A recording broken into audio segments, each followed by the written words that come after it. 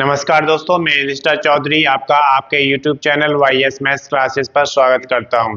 दोस्तों, आज इस वीडियो में हम लेकर आए हैं कि बैंक ऑफ बड़ौदा ने यहां पर अप्रेंटिस के लिए बम्पर वैकेंसीज निकाली हैं, जिसके ऑनलाइन एप्लीकेशन कब से शुरू होंगे, अंतिम तिथि क्या रहेगी, कितना आवेदन शुल्क आपको देना है, क्या योग्यता आपकी मांगी गई है, कुल पदों की संख्या कितना है, सारा कुछ इस वीडियो में डिस्कस करेंगे। अगर अभी तक आपने चैनल को सब्सक्राइब नहीं किया, सब्सक्राइब करें, वीडियो को लाइक करें और ज़्यादा से ज़्यादा शेयर करें ताकि ये वीडियो उन सभी दोस्तों के पास पहुंचे जो बैंक ऑफ बड़ौदा में जॉब करना चाहते हैं। तो ये सबसे पहले बात करते हैं इसकी प्रारंभिक तिथि की।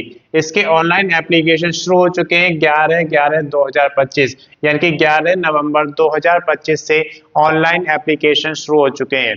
अंतिम तिथि 1/12/2025 दिया गया है, यानी कि 1 दिसंबर 2025 तक आप इसका ऑनलाइन एप्लीकेशन जमा करा सकते हैं।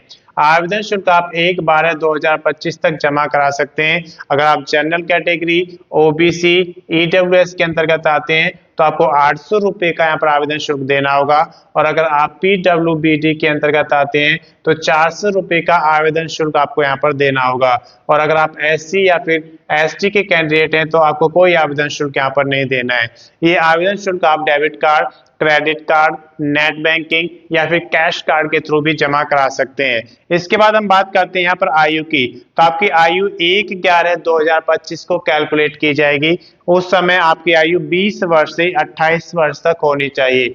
और अगर आप रिजर्व कैटेगरी में आते हैं तो आपको यहाँ पर बैंक ऑफ बड़ौदा नियम के अनुसार आयु में छूट दी जाएगी। जैसे कि अगर आप एससी या एसटी के कैंडिडेट हैं तो आपको 5 वर्ष की छूट दी जाएगी, और अगर आप ओबीसी नॉन क्रीमी लेयर में आते हैं तो 3 वर्ष की छूट आपको दी जाएगी। पीडब्ल्यूबीडी अगर अनरिजर्व या ईडब्ल्यूएस के अंतर्गत है तो आपको 10 वर्ष की छूट दी जाएगी, और अगर पीडब्ल्यूबीडी आप ओबीसी के कैंडिडेट हैं तो 13 वर्ष की छूट आपको दी जाएगी, क्योंकि 10 और 3 यहाँ पर जो आपका ओबीसी का मिला हुआ है वो आपका प्लस हो जाएगा। अगर पीडब्ल्यूबीडी आप एससी या एसटी के हैं तो आपकी जो छूट है वो 15 वर्ष की हो जाएगी, क्योंकि 10 वर्ष का आपको यहाँ पे मिल रहा है और 5 वर्ष का यहाँ पे मिल रहा है, तो दोनों प्लस हो जाएंगे। कुल पदों की संख्या यहाँ पर 2700 दी गई है। इसके बाद हम बात करते हैं यहाँ पर कि किस कैटेगरी में कितने पदों की संख्या दी गई है। अगर जनरल कैटेगरी की बात करते हैं तो 941 पदों की संख्या यहाँ पे दी गई है।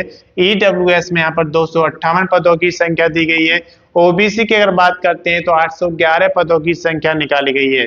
एससी के लिए 412 और एसटी के लिए 278 पदों पर वैकेंसी निकाली गई है। इसके बाद हम बात करते हैं यहाँ पर योग्यता की। अगर आपने किसी रिकॉग्नाइज्ड यूनिवर्सिटी से ग्रेजुएशन या फिर उसके समकक्ष पास किया हुआ है, इक्विवेलेंट पास किया हुआ है, तो आप इसके लिए एलिजिबल हैं, आप इसका फॉर्म फिल कर सकते हैं।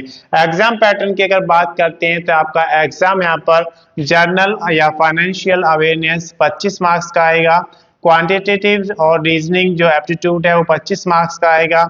कंप्यूटर नॉलेज यहाँ पर 25 मार्क्स की आएगी। जनरल इंग्लिश आपकी 25 मार्क्स की आएगी। तो टोटल 100 मार्क्स का क्वेश्चन होगा, जो कि 1 घंटे का पेपर यानी कि 60 मिनट का आपका एग्जाम यहाँ पे होगा। उसके बाद हम बात करते हैं मोड ऑफ सिलेक्शन की, कि आपका जो सिलेक्शन है उसका क्राइटेरिया क्या रहेगा। तो सबसे पहले रिटन एग्जाम होगा, जो कि एक ऑनलाइन एग्जाम यहाँ पे कंडक्ट कराया जाएगा। डॉक्यूमेंट्स वेरिफिकेशन होंगे। उसके बाद आपका लैंग्वेज प्रोफिशिएंसी टेस्ट चेक किया जाएगा। उसके बाद आपका मेडिकल एग्जामिनेशन होगा, तब आपकी फाइनल मेरिट लगेगी और आपका सिलेक्शन हो जाएगा। उसके बाद हम बात करते हैं डॉक्यूमेंट्स की। तो जब भी आप कोई ऑनलाइन एप्लीकेशन जमा करते हैं तो उसके डॉक्यूमेंट्स अपलोड करने होते हैं, जैसे कि आपके क्वालिफिकेशन के डॉक्यूमेंट्स। यहाँ पर आपसे स्नातक पास यानी कि ग्रेजुएशन मांगा गया है, तो उसके डॉक्यूमेंट्स आपके पास स्कैन कॉपी में होने चाहिए।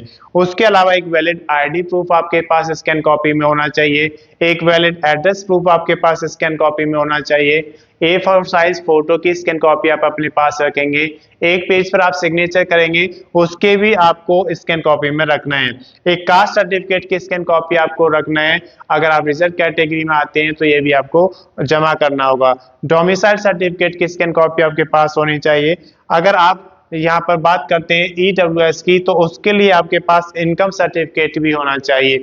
ये डॉक्यूमेंट्स आपका होना चाहिए, एक वैलिड ईमेल आईडी और एक वैलिड मोबाइल नंबर आपके पास होना चाहिए। ये सारी चीजें आपके पास उपलब्ध होनी चाहिए। जब आप ऑनलाइन एप्लीकेशन जमा करते हैं तो सबसे पहले आप बेसिक डिटेल्स सेट करते हैं, फिर ये डॉक्यूमेंट्स अपलोड करते हैं, उसके बाद आप फोटो और सिग्नेचर अपलोड करते हैं। जब ये सारी चीजें अपलोड हो जाएंगी उसके बाद आप उसका प्रीव्यू चेक करेंगे। प्रीव्यू चेक करने पर अगर आपको लगता है कि सारी एंट्रीज सही हैं तो आप उसका फाइनल सबमिशन कर देंगे, और फाइनल सबमिशन के बाद आप प्रिंट आउट जरूर निकालेंगे ताकि आपके पास एक रिकॉर्ड रहे कि इस भर्ती में कौन कौन से डॉक्यूमेंट्स आपने अपलोड किए हैं, कौन कौन से डॉक्यूमेंट्स आपको आगे रेडी रखने हैं।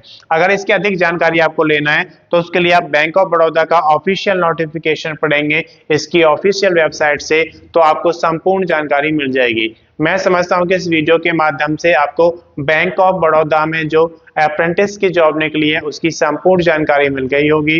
अगर अभी तक आपने चैनल को सब्सक्राइब नहीं किया, सब्सक्राइब करें, वीडियो को लाइक करें और ज़्यादा से ज़्यादा शेयर करें ताकि ये वीडियो उन सभी दोस्तों के पास पहुंचे जो बैंक ऑफ बड़ौदा में अप्रेंटिस की जॉब करना चाहते हैं। अगर आपने पिछला वीडियो नहीं देखा है तो उसका लिंक मैं इसके डिस्क्रिप्शन में शेयर कर दूंगा, आप वहां से देख सकते हैं। धन्यवाद।